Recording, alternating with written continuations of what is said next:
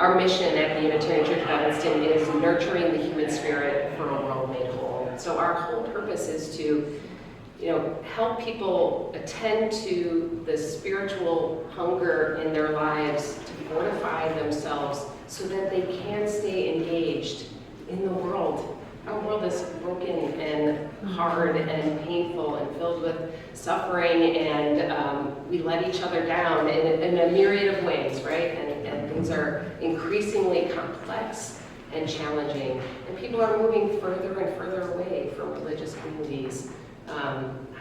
I feel like there are a lot of ways in which religion has let us down as human beings, right? There's a lot of ways that religion can be used to create rules that expel people or harm people. But I think the only answer to bad religion is good religion. I think we are, as human beings, meaning makers and people that are looking for community and relationship, and a faith community is a really powerful way of doing that. So I encountered that early on in my experience, and just felt further and further drawn to be a part of that. One of the pieces that really came to my attention was when there was the former president, Donald Trump, had used the idea of President Biden as being a bad Palestinian as almost this dig at President Biden. And there wasn't a lot of pushback that I've seen from major news outlets or even on social media. And the idea we've seen this time and time again with black people and saying, oh, you're one of the bad ones, right? Or you're one of the good ones, right? You're not like the others. And in our community or any community, when you fail to, as a community, if we fail to recognize that as being a derogatory and a racist, Islamophobic attack on somebody, people often feel that, okay, this community isn't for me, and I'm not welcome.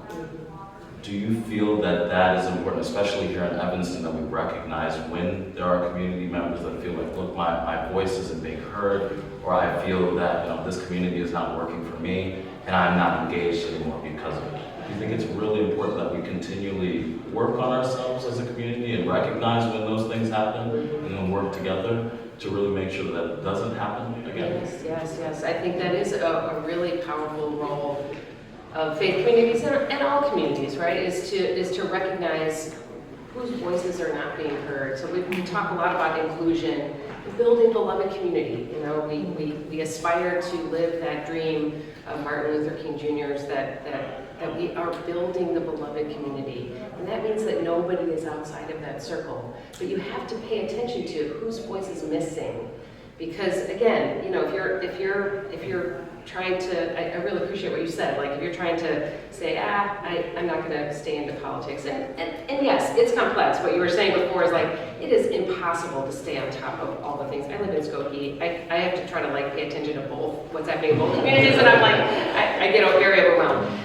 But if we can just do the best we can to stay engaged and stay connected and stay in relationship, I think that is the way that we can better hear who's missing, have people ask those, keep us accountable to whose voice is not being heard, who's not being represented here. And we're going to get it wrong. We're going to make mistakes, and I think the point is that we have to be willing to make better mistakes. One of my colleagues preached that recently in the room I was in, that making better mistakes. There's no way that I know of doing justice, of transforming the world, if we're not willing to make mistakes. We're going to make mistakes in any of these efforts, but we have to be willing to make better mistakes, to learn from those mistakes, to be in relationship, to apologize, to be accountable to one another. That's what I feel like is the purpose of our faith community. So how would you counsel someone who, as Sebastian was saying, they don't feel heard, they don't feel like their community supports them? Like you heard from residents here, they're in pain, they're hurting, and they don't feel heard or protected. We have council members that don't feel like they're getting the support.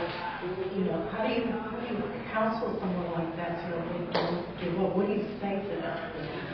Yeah. What do you say? There's a lot of reasons to be despairing in this world. There's a lot of reasons to feel pain and to feel alone and isolated. You know, I think the thing that I try to encourage us to do is to continue to talk to one another and again see each other as human beings. It can be very hard when you're a person who's been oppressed, has been impacted by countless layers of systemic injustice, to not feel alone and to feel like you don't have a voice. I guess I applaud the two people that were here that were sharing their stories, sharing what's on their minds and their hearts. Come to any place that you can, find a faith community, find people that are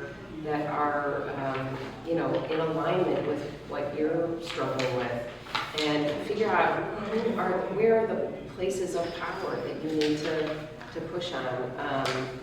And I get my preference is always like, yeah, go and talk to them, like Councilman Ravel was saying, is, you know, come and talk to us rather than waiting until, you know, you've got 30 seconds at the city council meeting to, you know, scream and shout.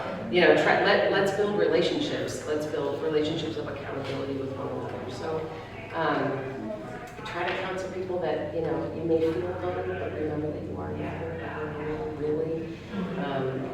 Relationships take a long time to build, and you know, starting with a person of faith, a faith leader, is a good place to start. But that's what we're all about. That's our job. I can honestly say I've never heard that term about making better mistakes before. Yeah. That's a new one. But yeah, the you know, over both in the military and as a civilian, you know, their life's challenges are you know, questionable. Also that we need to talk to somebody, you know, and access, you know, but you know, we try to bring this the shoulder to enlighten people. You know, we don't have the answers either, but you know, we'll point you in the right direction. I have all the answers. That's friendly.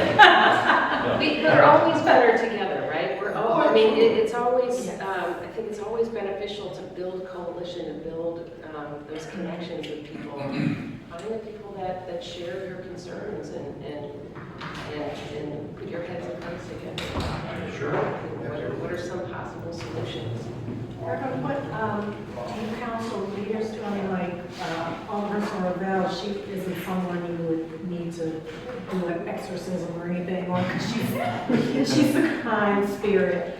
But some leaders need some Jesus.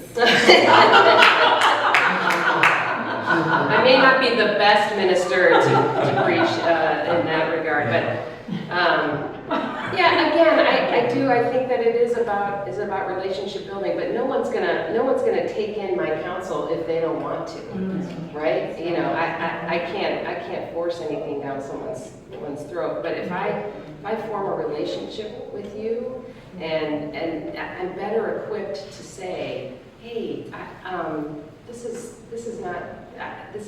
not seeing our shared values here in what you're doing, or I'm seeing a real discrepancy or some real dissonance in what the choices that you're making. What's happening? Can you help me understand why you're making that choice? You know, I think that's so much more possible when there's a relationship that builds. And you know, sometimes you gotta do that fast, and you gotta just bypass that and speak truth to power, for sure. I'm not you know, minimizing the importance of that too. But I do think that we get much further when we are in a relationship of shared humanity. Yes. Now, you all were courageous in taking a stance with the ceasefire. I mean, our mayor wouldn't get involved in it. So what made you all decide to be public about it? We're going to be a part of this resolution. So, this has been an extraordinarily painful and challenging year for so many people in our community and in our world. And the interfaith clergy have been immersed in this from the moment of October 7th. Some of you may or may not have been there, but October 8th was our Vision Keeper dinner with the Interfaith faction of Evanston. And we failed our community by not speaking at that moment. I think so many of us were feeling so at a loss with the complexity, with the pain in the room, and we just simply didn't acknowledge it. And so that is an example of where silence can be very harmful, right? So this year has been a lot about learning, relationship building, connecting, repairing, trying to figure out what needs to be said, acknowledging that words have power, and really struggling to know what words are the words that need to be said. What is the statements that can be made that are the most powerful that can be made with the broadest inclusion, right? So the interfaith clergy wrote a statement together after lots of pressure from various community members, and it was kind of coming from the council saying, we're not going to do anything unless the interfaith clergy say, one thing or another. And we really did feel like it was our place, that was our role as clergy, is to make a moral statement about what was happening. And it was a matter of trying to figure out how to phrase that in a way that, again, could incorporate as many of our different communities as possible. My colleagues who are rabbis are in incredibly difficult situations of holding a very wide spectrum of perspectives, and they're kind of getting it on all sides. So we wrote a statement that we felt we could all, stand behind and gather coalition around. At the same time, in my faith community, there were folks that were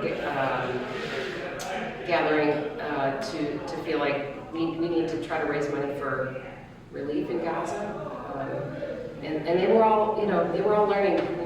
Mary is a member of my congregation. She's been at just about everything that I've been at, just learning, discussing, being in conversation, cross difference, to try to understand this very complex situation. So we raised some money to send to Gaza, a pittance of what is needed for sure, and we started to coalesce around a process of how do we come to a statement that then we can vote on as a congregation. That's our polity, our bylaws, is that we can't make a public statement as a congregation, which is true for a lot of different congregations, but unless we vote on it together. And so we did that. Statement was written. It was input was gathered by community members, and then we voted on it and we sent it to the city council. We sent it to the round table. We sent it to our elected representatives and to the White House. We did that not because we really think that our voice or our statement is going to end the war. We're under no illusions that that's going to have an impact. We said it because it was our moral calling to be engaged, to say, to make a statement, to say that this is not in our name, this is not something that we want to continue. And I truly believe that nobody that's in any way engaged in this dialogue or conversation, or any person of faith, I just can't imagine that anybody would say they're happy with what's happening. that they don't want it to stop, that they want the lives of all people to be at peace. I think we disagree on how to get there, and what is our role, and what is our mechanisms to be able to push out power to make any kind of difference. It's an absolute, it's a real feeling of helplessness to watch what's happening. Yeah, to watch what's happening. It's an absolute mess, and years and years and years in the making, right? And I don't think that any one of us, no matter what we say, is gonna. There's no simple solutions, and so I do have to say that I think that the city council, I do feel like their role is, their time and their energy is better spent on things like affordable housing and hunger. I would not object to them passing a resolution, but I think that that's an energy that the impact of them passing a resolution is going to be so much less than the impact of their work on affordable housing and the migrant crisis and hunger, and so I do support them in focusing on what their tasks and their work is. So I know that that's not going to make a difference, and they're the folks that are fighting for a ceasefire. I give them all credit, and I understand the idea of building momentum and adding voices, right, to building a coalition. I understand the importance of that, but I do want them to be able to have the time to do the work that they're charged with doing, which is here in Evanston.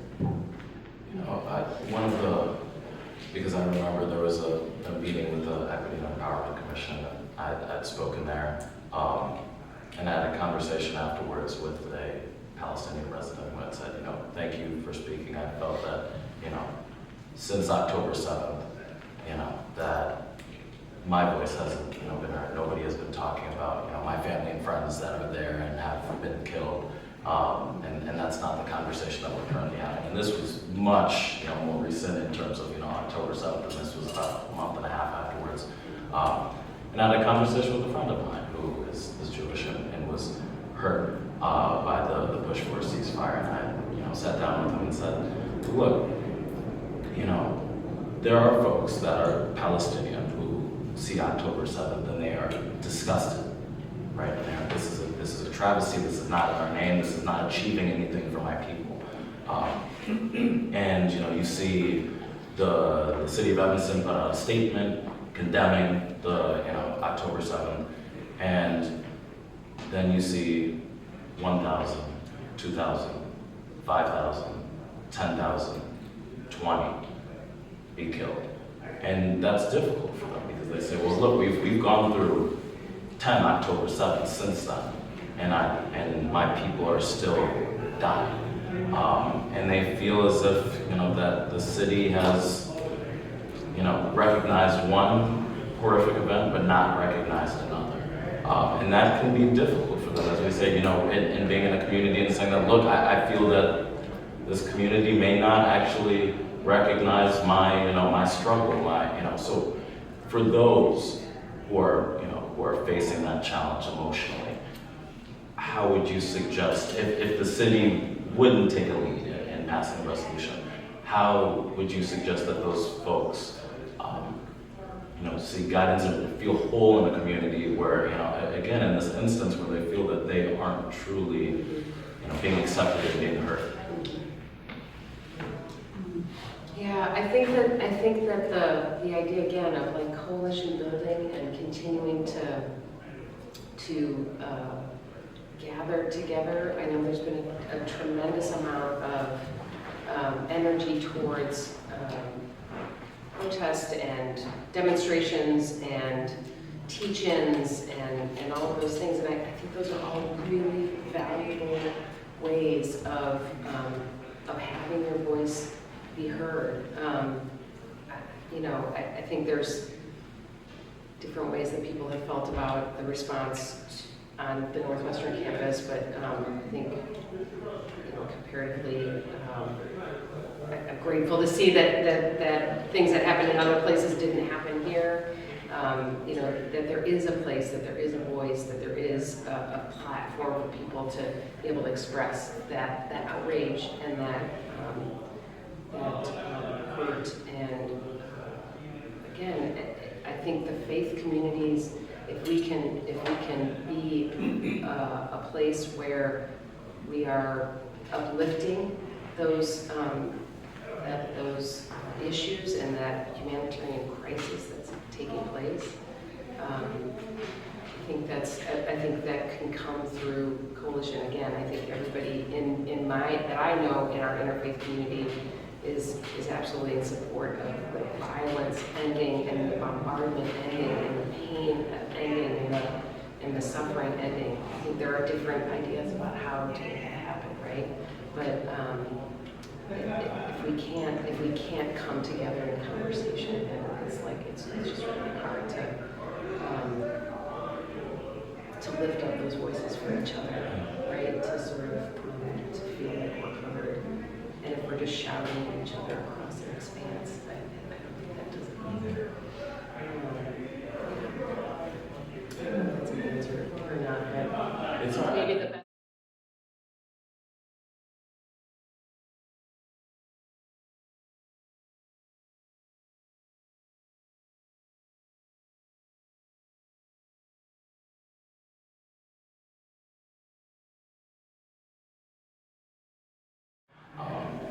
But if you're unwilling to actually have that conversation to begin with, then we're not actually going to be able to understand each other as community members. And that to me is incredibly dangerous, because that is when you start to breed hatred and distrust with your neighbors and saying, well, if Wojo every single time I have a conversation with him, he just completely disregards my feelings, I don't want to talk with him anymore.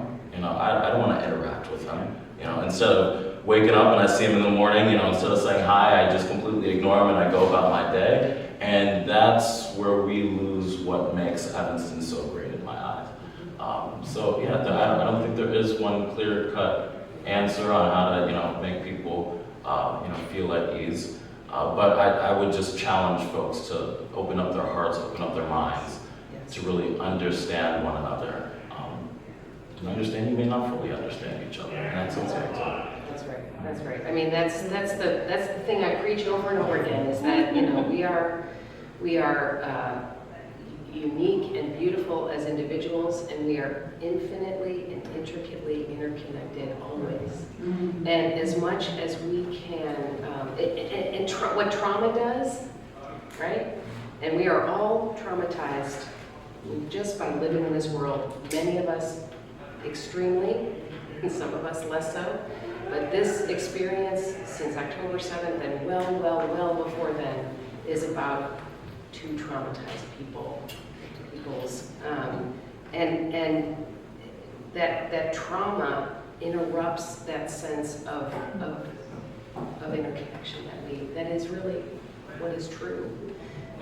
It can help us feel like the other is less than human, less valuable, or out to get me, somebody to fear rather than to feel I can build community and connection with.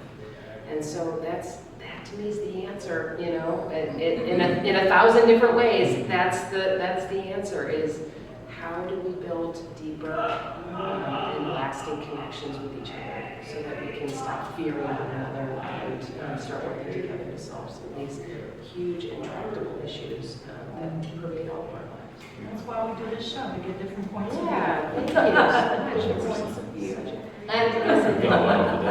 I just want to say thank you for, at the beginning you talked about, the question was posed about politics in the church, and there's no way that we can speak to our congregants about being free and being considerate without having political connotations that are associated with that. So thank you. It's viewed in different ways, but Jesus was political too. Absolutely, he was. What did you Oh my gosh, he was a rebel. He was pushing again. He was a progressive. Okay. He was as progressive as they come, in my opinion.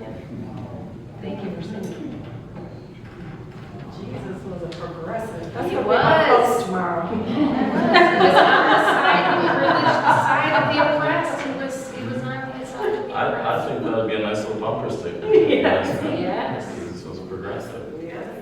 Well, thank you so much. You brought some light. Thank you. Thank you. So much. Thank you.